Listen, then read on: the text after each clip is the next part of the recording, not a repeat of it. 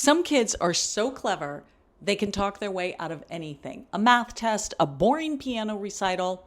And there is a little Goop named after that skill. Her name is Concheata. She's so cunning, she once fake cried just to make a cat appear.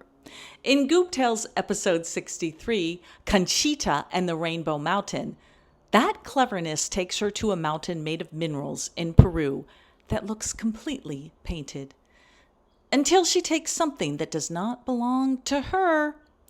Just comment episode and I will send you over a link to episode 63, Concheata and the Rainbow Mountain. And you can start listening to Goop Tales right now. Free audio podcasts for kids aged 4 to 9 with no ads.